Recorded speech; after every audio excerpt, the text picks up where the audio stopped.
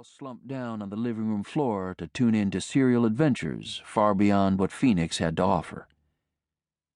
So I survived, as children somehow do, and occasionally I was even reprieved from Danny and Ronnie. A time or two a year, my father would show up and take me off on what he declared was a vacation. We saw the Grand Canyon more than once. As time went on, my situation started to slip drastically. Ronnie was about to become a teenager, and turning meaner along with it. Among other stunts, he liked to grind his knuckles on the back of my head when Aunt Margie wasn't watching.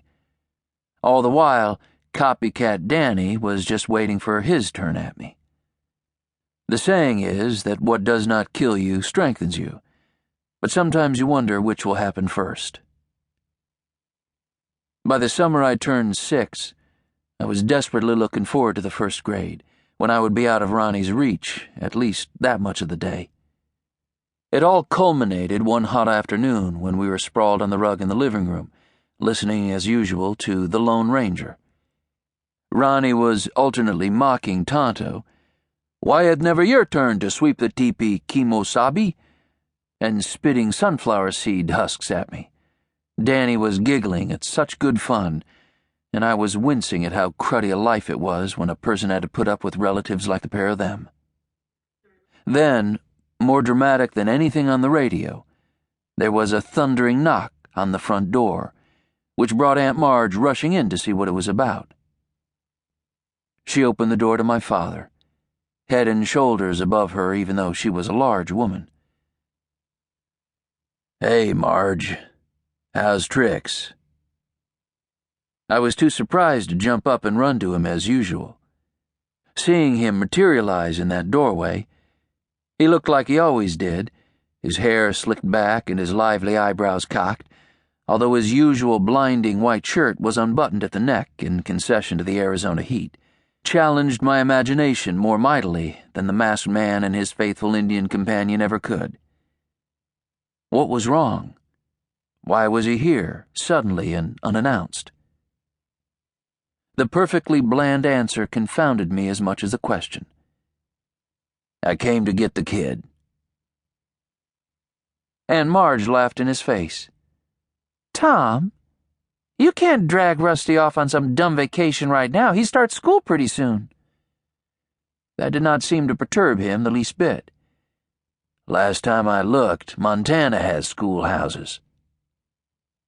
She was speechless, although not for long. "You don't mean you're going to try to raise him? That's crazy." "Yeah, well, that's one description of it." My father's wallet now entered the conversation, a riffle of bills as he counted out more money than I would ever have dreamed I was worth, thrusting the wad of cash into her nearest hand and adding, "Much obliged, Marge." He peered past her to our 3 gaping faces amid the unheard palaver of the radio. In that moment, my life stopped being cruddy. Maybe I was imagining, but I thought I heard a scared gulp out of Ronnie as my father sized him up and the sunflower seed shrapnel. Then he was looking at me as if we were the only two in the room. "Let's grab your things and hit the road, kiddo." We swept out of Phoenix in one of those tubby Hudsons made after World War II, which maybe accounted for its family resemblance to a tank.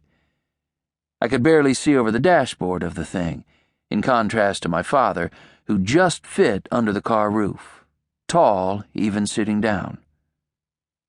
By then I was catching up with the full implications of what had happened, and I was thrilled through and through with my escape from those stinker cousins.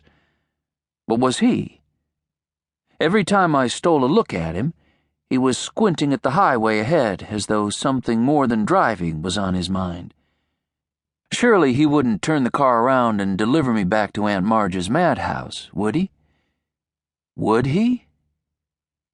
Squirming in the passenger seat as the desert whipped past. He drove the way Montana people did in those days, as though the speed limit was merely a suggestion. I badly wanted to look, however far ahead, to when